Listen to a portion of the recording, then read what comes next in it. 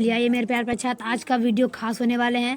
और आज की इस वीडियो में हम बात करेंगे मॉडल सेट 9 हिंदी का प्रश्न। मॉडल सेट 9 का हिंदी का प्रश्न बात करेंगे, जो आप सभी छात्र के लिए बहुत ही ज़्यादा महत्वपूर्ण होने वाले हैं। और इस वीडियो में हम बात करते हैं, तो चलिए मेरे प्यार छात्र इस वीडियो को हम स्टार्ट करते हैं कि बालकृष्ण के माध्यम से बालकृष्ण भट्ट का क्या बतलाना चाहते हैं।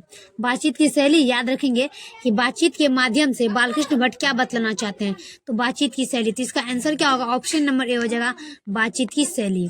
चलिए अगला का बात करते हैं, तो अगला आपका आता है दूसरा में कह रहा है चंद्रधर शर्मा गुलेरी कौन सी कहानी है।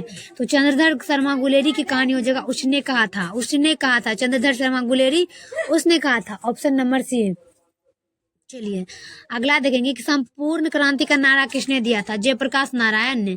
सभी छात्र याद रखेंगे कि संपूर्ण क्रांति का नारा किसने दिया था? तो जयप्रकाश नारायण। इसका आंसर होगा ऑप्शन नंबर बी। चलिए अगला देखेंगे कि रोज कहानी की नायिका कौन है? मालती है क्या? चलिए हम जानते हैं कि रोज कहानी का नायिका कौन है, तो मालती। क्या होगा? मालती। इसका आंसर होगा ऑप्शन नंबर ए, मालती। चलिए 5 में देखते हैं कि भगत सिंह किसे घृणा तथा कायरता पूर्व कार्य मानते थे? देश की सेवा। चलिए हम जानते हैं कि भरत सिंह किसे घृणित तथा कायरता पूर्ण कार्य मानते हैं। 5 का आंसर हो जाएगा आपका ऑप्शन नंबर सी, आत्महत्या। क्या होगा? आत्महत्या। ऑप्शन नंबर सी लगाएंगे हम, आत्महत्या।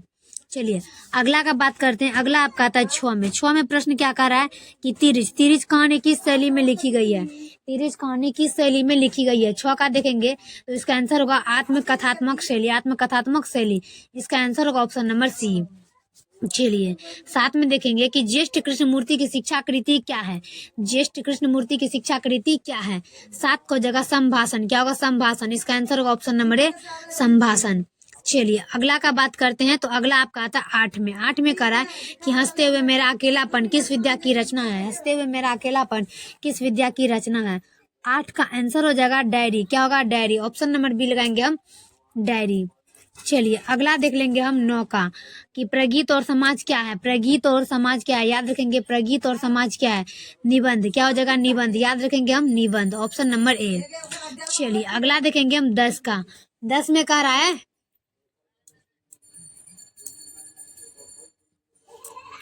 कि गांधी जी चंपारण में किस सन में आए थे? गांधी जी चंपारण में किस सन में आए थे? चलिए हम जानते हैं कि गांधी जी चंपारण कौन सा ईस्वी में आया था। तो इसका आंसर जो 1917 में गांधी जी चंपारण आए थे। तो इसका आंसर होगा ऑप्शन नंबर बी। चलिए अगला देखते हैं हम 11 का। इनमें से प्रेम की पीर के कवि कौन है? इनमें से प्रेम की पीर के कवि कौन है? याद रखेंगे 11 का जगह आपका जयसी। क्या होगा? जयसी। ऑप्शन नंबर ए लगाएंगे हम, जयसी। चलिए 12 का सूरदास के काव्य में किस रस का प्रयोग हुआ था? सूर्यदास के काव्य में किस रस का प्रयोग हुआ था? 12 का देखेंगे वात्सल्य। क्या होगा? वात्सल्य। ऑप्शन नंबर ए लगाएंगे हम, वात्सल्य। चलिए अगला देखेंगे हम 13 का। तुलसीदास का महाकाव्य रामचरितमानस किस भाषा के रचा गया है? तुलसीदास मानस महाकाव्य रामचरितमानस किस भाषा के रचा गया है? 13 का देखेंगे और ऑप्शन नंबर बी लगाएंगे, अवधी। ऑप्शन नंबर बी लगाएंगे हम, अवधी। चलिए अगला देखेंगे हम 14 का कि भूषण ने समुद्रागिन, क्या करा है कि भूषण ने समुद्रागिन से किसकी तुलना की है? कि भूषण जो है समुद्रागिन से किसकी तुलना की है? तो ये आपका आ जाएगा शिवाजी की। क्या होगा? शिवाजी। ऑप्शन नंबर ए लगाएंगे हम, शिवाजी। चलिए 15 में के मनुष्य का शरीर क्यों थक जाता है? मनुष्य का शरीर क्यों थक जाता है?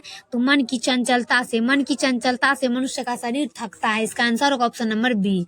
चलिए अगला देखेंगे हम 16 का। पुत्र वियोग किसकी रचना है? सुभद्रा कुमारी चौहान का। याद रखेंगे कि पुत्र वियोग किसकी है? सुभद्रा कुमारी चौहान का। इसका आंसर होता है ऑप्शन नंबर ए। चलिए नेक्स्ट की बात करें, मुक्ति बोध ने सितारा किसे कहा? जनता को। चलिए हम जानते हैं कि मुक्ति बोध ने सितारा किसे कहा?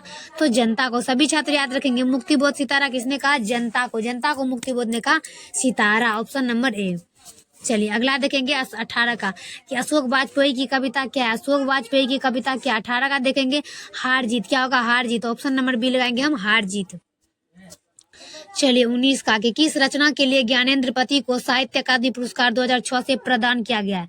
कि किस रचना के लिए ज्ञानेंद्र पति को साहित्य अकादमी पुरस्कार 2006 को प्रदान किया गया? 19 का ऑप्शन नंबर डी लगाएंगे हम, सयांसात्मक। क्या? सयांसात्मक। ऑप्शन नंबर डी लगाएंगे, सयांसात्मक। चलिए लास्ट देखेंगे 20 का कि विनोद कुमार शुक्ल की कविता क्या है? प्यारे नन्हे बेटे, प्यारे नन्हे बेटे है। क्या हो जाएगा विनोद कुमार शुक्ल की कविता?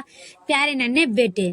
तो चलिए हम जानते हैं, अगला लास्ट देखते हैं, अगला आता है क्या इसमें कि अत्याचार का संधि विच्छेद क्या होगा? अति प्लस चार। क्या होगा? अति प्लस आचार। ऑप्शन नंबर डी लगेंगे, अत्याचार। मेरे प्यारे साथी, ये वीडियो कैसा लगता है आप लोग हमें कमेंट में जरूर बताएंगे। तब तक के लिए हम नेक्स्ट वीडियो में मिलते हैं। जय हिंद, जय भारत।